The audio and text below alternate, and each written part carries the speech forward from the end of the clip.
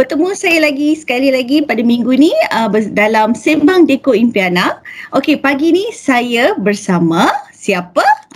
Wanita cantik, wanita jelita pula saya ni. Masih muda lagi.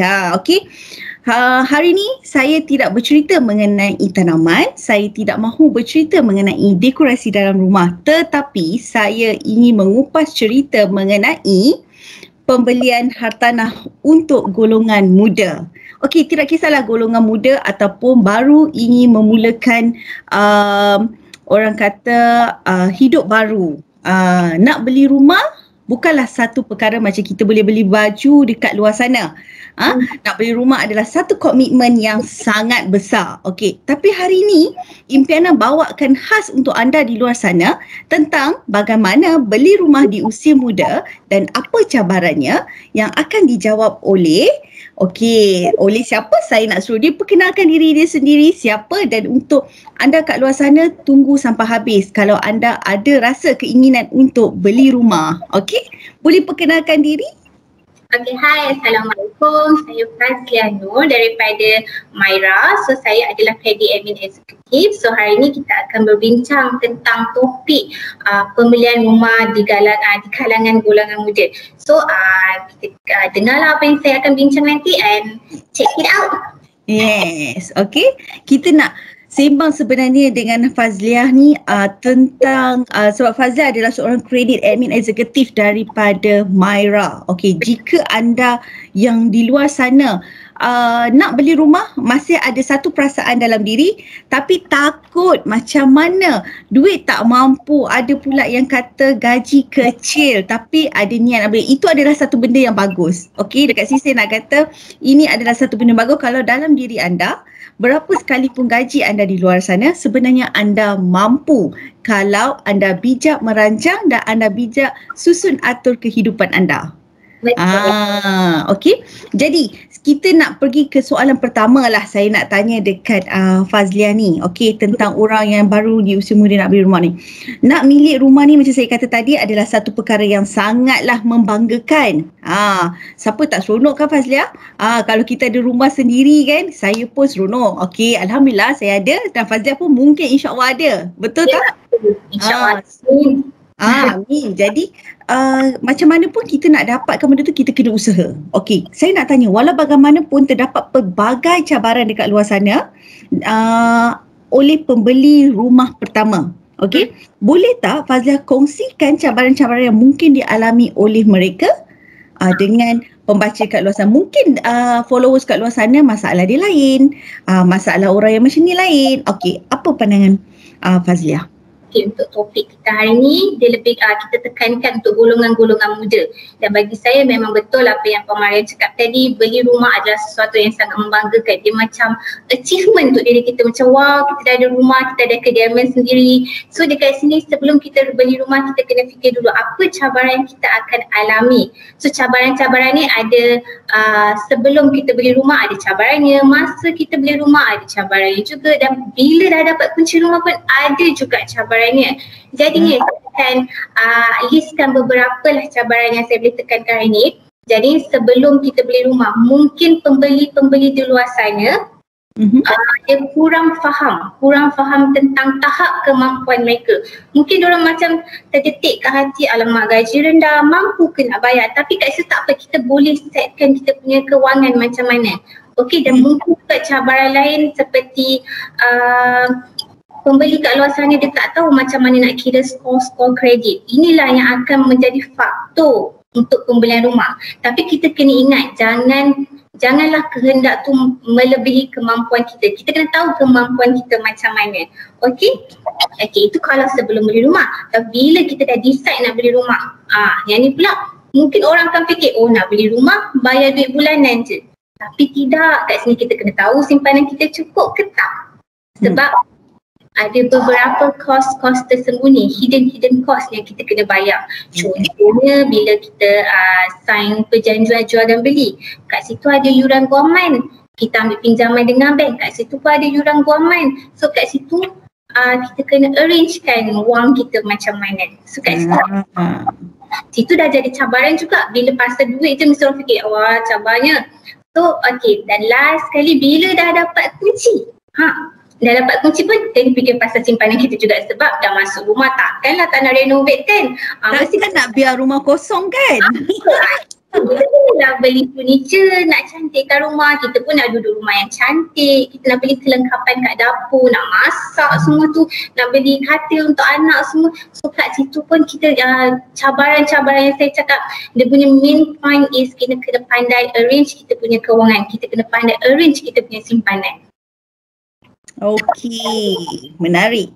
Nampak tak dekat situ macam mana cara kita nak berfikir, bukan cara kita nak merancang dan perlu berfikir macam mana ingin memulakan memiliki sebuah rumah idaman. Tak kisahlah sebenarnya ya tuan-puan yang ada kat luar sana tu, saya nak kata rumah tu besar ke, rumah tu kecil ke, yang penting kita selesa dan kita seronok. Okey. Yang bestnya kenapa saya menjemput Myra, okey, adalah satu developer, betul kan? Betul. Okay, satu developer yang memberi peluang kepada anda dekat luar sana dengan orang kata menyediakan rumah harga mampu milik sebenarnya. Sebab tu saya suka sangat dengan Myra ni. Sebab Myra ni selalunya dia memberi, okey, kalau kita tahu, okey, saya nak kata kat sini, kita tahu yang orang akan selalu akan kata kita ada package beli set perabot. Tapi sebenarnya Myra pun buat benda yang sama. Beli rumah pun ada package. Itu yang membuatkan saya suka dengan Myra. Sebab dengan Myra saya percaya orang dekat luar sana anda mampu milik rumah anda sendiri. Jangan kata saat-saat pandemik COVID ni anda tidak mampu beli rumah. Sebenarnya inilah masa yang tepat. Okey, jangan risau, jangan takut. Okey, anda boleh tanya soalan apa yang anda ingin tanyakan dekat bawah ni. Okey, komen ramai-ramai, sharekan untuk rakan-rakan anda yang nak beli rumah. Kalau nak tahu lagi apa yang kita orang nak cerita pasal beli rumah di usia muda atau apa cabarannya, apa yang anda kena rancang. Okey Myra, saya suka sangat tadi apa yang Myra kupaskan yang kisah bila nak beli rumah tu kena faham, bukannya saja bayar monthly saja. Sign contract, ambil kunci, bayar monthly, bukan macam tu. Okey, so maknanya dia kena ada lagi yang yang kita perlu ambil tahu. Okey, tapi tak apa, semua benda tu bila anda dah terbuka hati nak beli rumah, pergilah kat Myra, tanyalah apa nak buat. Nanti diorang ulang balik apa yang ni. Kalau tak, tengoklah balik video ni. Macam tu saya nak kata. Okey, soalan yang kedua saya nak tanya dekat Fazlia, kos rumah yang sekarang kalau saya tahu memanglah tengah meningkat, meletup-letup. Kan nak kata nak minta sales, bukannya saya pergi kedai baju nak tengok ada sales, saya pun tak tahu bila sales, tapi saya nak tanya, bila sampainya harga rumah yang sebegini rupa, golongan muda ni akan rasa satu beban, akan rasa satu dugaan. Okey, dan diorang akan rasa ini hanyalah sekadar bermimpi sajalah nak memiliki sebuah rumah yang cantik, sebuah rumah idaman mereka. Tetapi saya nak tanya, apa Myra boleh tawarkan kepada mereka yang membuatkan mereka dekat luar sana mampu memiliki rumah? Okey, saya nak cakap setuju pun tak tahulah, sebab bagi saya memang betul kalau nak beli rumah tu memang dugaan. Tapi kalau macam Puan Mariam cakap tadi, bermimpi. Tapi sampai bila kita nak bermimpi, kita kena kecapi, kita kena make sure yang mimpi kita tu kita realisasikan. So kita kena pandai. Bagi Myra, kita akan sarankan supaya pembeli-pembeli di luar sana sentiasa buat research. Okey, sebab bila dah buat research, bila kita nak beli rumah tu, kita kena pandai pasar. Kita tahu yang pasaran semasa sekarang macam mana dengan pandemik lagi. So kita kena pandai research pasal lokasi rumah. Kita pun umum tahu yang harga rumah di bandar lebih mahal daripada harga rumah di luar bandar. Tapi tak semua luar bandar tu tak elok. Mungkin kita mana tahu luar bandar tu kemudahan dia lagi better. So kat situ kita dah boleh buat research jugalah. Yang mana harga lagi murah, yang mana harga lagi mahal. Dan sejak pandemik COVID-19 ni, kita pun tahu yang sebenarnya ada juga beberapa harga rumah yang turun juga. Mostly kan rumah subsale. Rumah subsale ni di mana kita beli rumah di atas orang instead of kita direct beli kat Pemaju. Jadi kat situ kita boleh buat research. tak semestinya bila nak memiliki rumah tu kita perlukan rumah baru. Kalau kita beli rumah orang pun sebenarnya okey juga asalkan kita ada kediaman untuk tinggal, betul tak? Betul. Kalau untuk contohnya kalau kita kat Maira ni, kita memang bina kediaman yang lebih praktikal dan yang sesuai dengan cita rasa sekarang. Jadi maksud saya dengan praktikal tu, harga dia praktikal dan kita punya plan layout pun semua kita memang ikut apa yang cita rasa golongan muda minat. Kita dah boleh kata lah yang mana yang kita nak, boleh ikut cita rasa pembeli. Okey. Selain itu juga kita ada, kerajaan kita pun banyak menyediakan rumah-rumah mampu milik. Betul. Pembeli boleh tengok ada rumah-rumah Selangor tu, rumah Prima, rumah PPAM semua tu. Kat situ pun kita boleh cuba. Jadi janganlah mimpi, janganlah berfantasi sebab semua tu boleh direalisasikan. Jadi anda dekat luar sana yang dah ada keinginan untuk memiliki rumah, jangan tunggu lama-lama, jangan fikir lama-lama. Okey, pergi jumpa Maira. Jumpa Fazliah. Okey, kita tanya Fazliah, betul ke tak? Okey. Adakah saranan Maira untuk golongan muda yang akan membeli rumah ni akan mendapat, I nak tanya, ada tak Maira menyediakan package, sebenarnya package yang orang kata berbaloi lah untuk golongan muda ni memiliki rumah. Mungkin Fazliah boleh bagi sikit tahu dekat saya berapa harga rumah, bermula dari harga berapa rumah, dengan mungkin boleh bagi kira secara roughly, secara kasarnya berapa gaji yang sesuai untuk memiliki rumah di Maira. Sebenarnya yang ni dia kita tak boleh nak macam cakap lah orang ni boleh beli rumah ni. Sebenarnya dia berikut gaji juga. Macam kalau gaji dalam 3,000, 2,000, 2,005 mungkin boleh cuba rumah Selangor tu. Itu mungkin rumah mampu milik yang di mana ada harga, kita ada berbagai jenis, jenis A, jenis B, jenis C. Di situ harga dia berbeza. Ada harga rumah 100,000, ada harga rumah 200,000. Dan di mana yang berpendapatan lebih daripada tu boleh try tengok kita punya rumah-rumah landed. Rumah landed harga rumah bermula daripada 450,000. Di situ kita boleh nanti bila kita nak pilih loan, kita akan bank akan tolong kira bayaran 6 bulan nak kira berapa kita akan mampu milik. Jadi bagi saya tak kira lah gaji kita macam mana pun, rendah ke tinggi pun, kita sebenarnya boleh je mampu milik untuk memiliki kediaman sendiri. Betul. Kalau nak, adalah jalan dia. Betul tak? Okey. Dekat sini hari tu saya ingin bertanya pada tu, adakah pihak Maira bersetuju kalau orang-orang muda ni yang sekarang ni cenderung untuk menyewa daripada beli rumah? Pada pendapat Fazliah, apa faktornya? Sebab sekarang ni bila nak beli rumah macam tadi saya kata, mahal lah. Rasa macam satu komitmen. Sebab tadi pula mula-mula tadi Fazliah kata ada hidden cost pula. Nanti diorang fikir, tengok, ingatkan ambil kunci lepas tu dah boleh duduk. Alah, nanti nak kena decorate pula rumah tu. Kalau beli duduk rumah sewa, mungkin ada partly furnish. Macam mana pula? Apa ni Fazliah nak dorongkan kepada mereka? Mana satu sebenarnya lebih baik? Miliki rumah sendiri ataupun sewa rumah? Kalau ikutkan pendapat saya, memiliki rumah sendiri adalah lagi better daripada menyewa rumah. Betul. Jangan tahu kat luar sana ramai golongan muda yang sewa rumah daripada beli rumah. Sebab diorang akan fikir yang beli rumah ni adalah suatu liability, suatu komitmen yang besar. Tetapi tidak sama sekali. Sebab membeli rumah ni adalah aset yang sangat-sangat besar untuk diri kita dan juga keluarga kita. Okey, bila sewa rumah sebenarnya kita telah membantu membiayai kewangan orang lain. Kita membantu penyewa tu bayar sendiri. Betul tak? Jadi kalau kita ada rumah sendiri, kita beli rumah. Kalau kita beli rumah, kalau kita boleh duduk rumah tu dengan keluarga kita boleh happy-happy kat rumah tu, and dalam masa sama kita boleh decide juga untuk sewakan ke orang lain. So orang lain akan bantu kita. So kat situ kita dah dapat income dah. Okay? Selain itu, kalau sewa rumah ada sesetengah penyewa dia macam tak bagi, tak boleh tebuk dinding ke apa, tak boleh renovate rumah. Tapi bila kita ada rumah sendiri, kita boleh buat apa saja yang kita nak dengan rumah tu. So kalau macam Puan Mariam kata tadi, duduk rumah sewa mungkin dapat furniture juga kan. Okay. Saya fikir beli, tapi tak apa, kita boleh rancang hidup kita. Kita beli sikit-sikit dulu apa yang betul. Yang penting kita kena make sure kita pandai rancang hidup kita.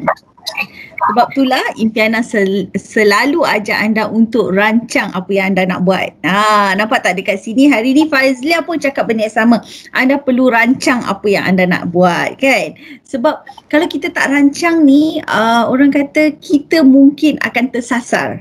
Sampai bila pun lah anda tak dapat miliki rumah anda. Sebab hari ni Impiana bukan nak galakkan anda menyewa ataupun nak menggalakkan anda tidak membeli rumah sebenarnya. Hari ini adalah saya dan Fazlia duduk pagi-pagi ni bersembang ni sambil minum kopi pagi ni sebenarnya kita nak ajak anda untuk beli rumah. Ajak anda ni, nak ajak anda belilah rumah.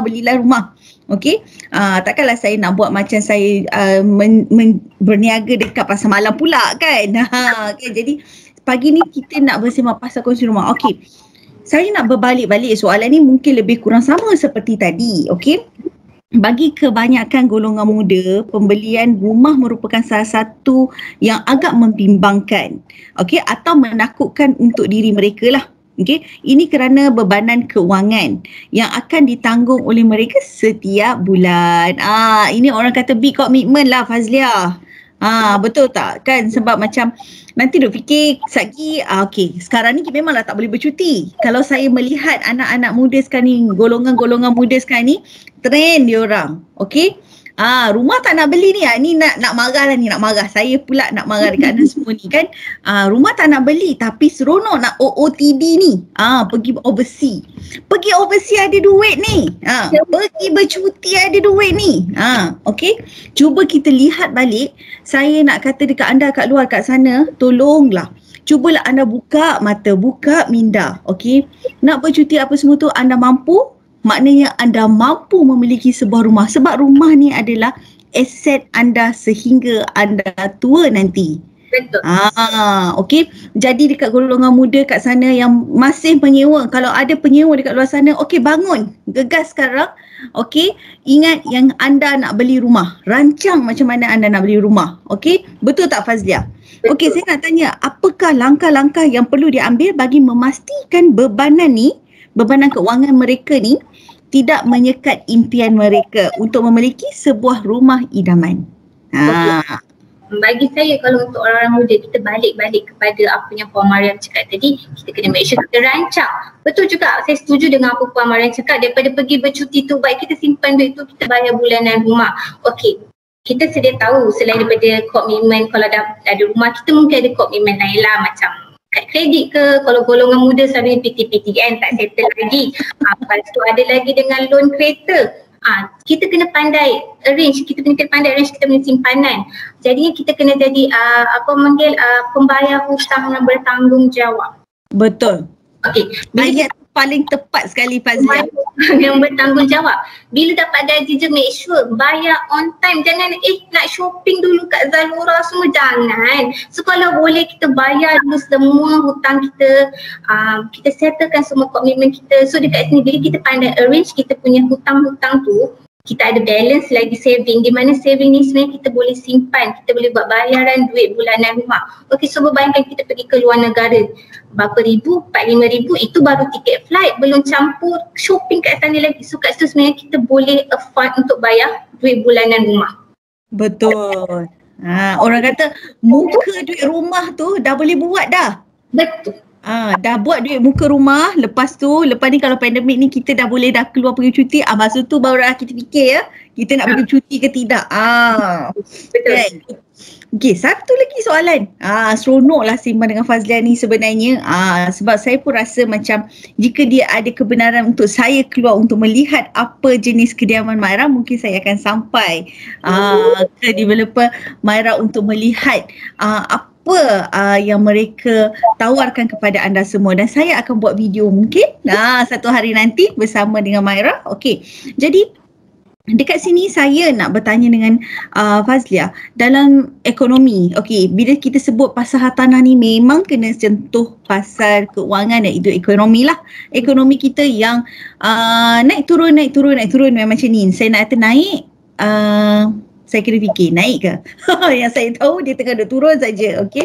Jadi yang tak menentu ni. Jadi ramai yang dekat luar sana tu mungkin ada yang kehilangan pekerjaan, gaji kena potong, tapi diorang ni adalah orang-orang yang kuat semangat. Saya tahu anda adalah pembaca Impiana, followers Impiana adalah orang yang kuat semangat untuk memiliki rumah sendiri, nak cantikkan rumah sendiri. Setiap hari saya akan bagi tips untuk anda dekat luar sana untuk cantikkan rumah.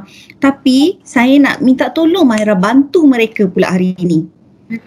Mereka yang ada dalam golongan macam ni, apa Fazlia boleh bantu mereka? Apa yang Maira boleh bantu mereka yang mungkin ada dalam situasi begini?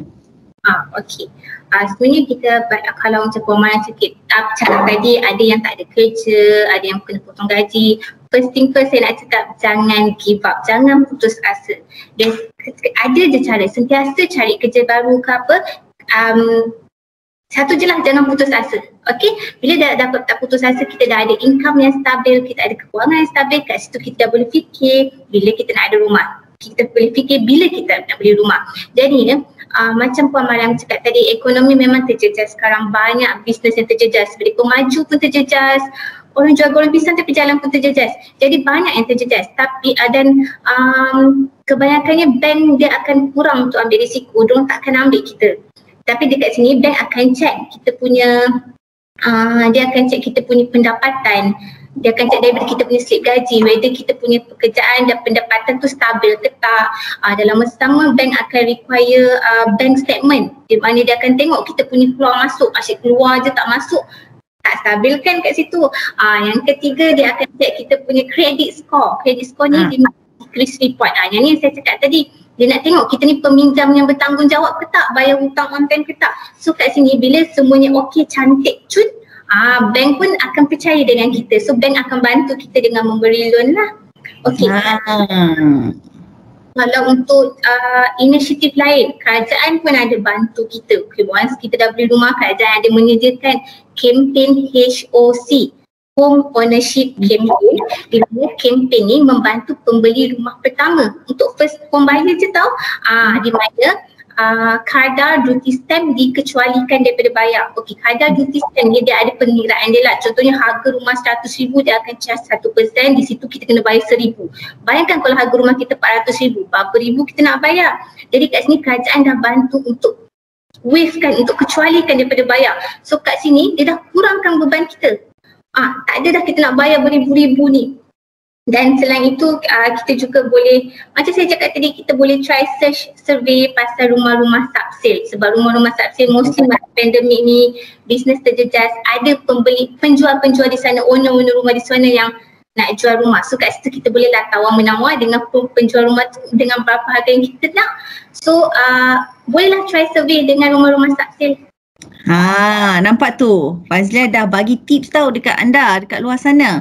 Okey Fazlia, sebelum kita akhiri kita punya Sembang Dekor Impiana pagi ni, saya sikit nak tanya.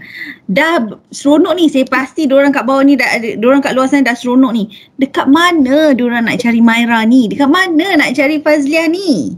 Nak pergi dekat mana, showroom dekat mana? Mungkin Fazlia boleh kongsikan bersama kami semua. Okey, kalau nak cari Maira, nak tahu tentang projek-projek Maira, boleh cek kita punya social media di website Maira, ataupun boleh cek kita punya Instagram atau Facebook AskMaira, ASKMYRA, Maira, di mana kita ada explain tentang knowledge pembelian rumah. Dalam masa sama, kalau ada teringin nak beli rumah, nak dapatkan advice, orang kata, boleh pergi kita punya sales gallery. Kita ada di Puncak Alam ada, di Bandar Baru Salak Tinggi ada, di Kajang pun ada. Jadi boleh cari kita punya sales executive di situ. Diorang memang sentiasa sedia untuk membantu pembeli-pembeli di luar sana. Jadi apa lagi tunggu? Pergilah cari Ask Maira. Jangan ask saya. Jangan ask Fazila, tapi ask Maira.